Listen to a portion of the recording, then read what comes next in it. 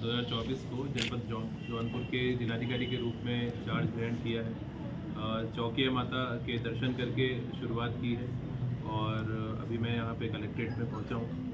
हमारे सभी जो वरिष्ठ अधिकारी हैं और जो हमारे फील्ड ऑफिसर्स हैं, सबके साथ में हमने एक मीटिंग प्लान की है ताकि जनपद के बारे में जो मूलभूत यहाँ के आंकड़े हैं, मूलभूत यहाँ पे जो यहाँ की आवश्यकताएं हैं, आगामी लोकसभा का इलेक्शन आने वाला है उसको लेकर और विकास कार्यों को लेकर क्या यहाँ पे परिस्थितियाँ हैं उसको लेकर हम लोग काफ़ी विस्तार से चर्चा करेंगे। हमारी मूलभूत प्राथमिकताएं जो शासन की प्राथमिकताएं वही रहेंगी।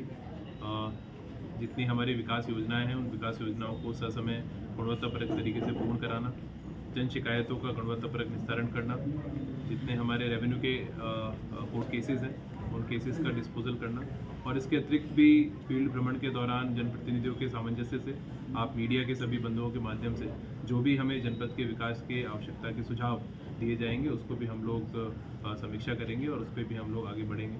आप सब लोगों को, सभी अधिवक्तागणों को, सभी जनप्रतिनिधियों को, सभी हमारे पब्लिक के लोगों को हम लोग साथ लेके आगे बढ़ेंगे और प्रयास करेंगे कि जनपद जौनपुर में जो मेरा आगामी कार्यकाल होगा उसमें पूरे एक टीम वर्क के साथ में सब लोगों को साथ में रहते हुए और एक अच्छा हम लोग प्रशासन दे पाएँ। जौनपुर में भूमि विवाद में हत्याएं राजस्व को लेकर, इसके लिए क्या स्ट्रेटजी है?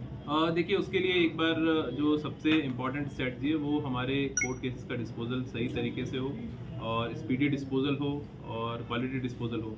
तो उसके लिए उसको लेकर हम लोग कोर्ट्स का भी निरीक्षण करेंगे। हमारे जो ऑफिसर्स हैं, हमारे सभी एसडीएम्स हैं, तहसीलदार हैं, नायब तहसीलदार हैं और हमारे जो राजस्व विभाग के कर्मचारी हैं, हमारे लेखपाल, हमारे कानून, उनकी कैसे कार्यप्रणाली है उसको हम और कैसे उत्कृष्ट स्तर पर लेकर जा सकते हैं उसकी समीक्षा करेंगे और ये काम केवल उसमें उनको ट्रेनिंग देकर भी हम लोग प्रयास करेंगे कि जहाँ जहाँ पे कहीं अगर कमियां हैं उसको दुरुस्त कराएं और एक मॉडल उसमें क्रिएट करने का प्रयास करें ताकि लोगों की इस प्रकार की समस्याओं का समाधान हो पाए और भूमि विवाद में किसी प्रकार का कोई शांति व्यवस्था का प्रश्न उत्पन्न न होने पाए। जन सुनवाई को लेकर सरकार द्वारा टाइमलाइन दी है 10 से 12 बजे तक, कुछ अधिकारी नहीं बैठते, उसको लेकर कैसे काम करते हैं? देखिए, जन सुनवाई में माननीय मुख्यमंत्री जी के डायरेक्शन है कि एक समय तय कर लिया जाए, चाहे 10 से 12 हो या 11 से 1 हो या जो भी 2-3 घंटे का समय। बेसिकली इसको घंटों में बांधने से ज़्यादा अच्छा है कि जितने लोग आ रहे हैं सबकी बात हम सुने और लेकिन है कि चूँकि आप सभी जानते हैं कि अधिकारियों को और भी फील्ड के भी काफ़ी काम है, इलेक्शन के काम है, बहुत सारी चीज़ें होती है,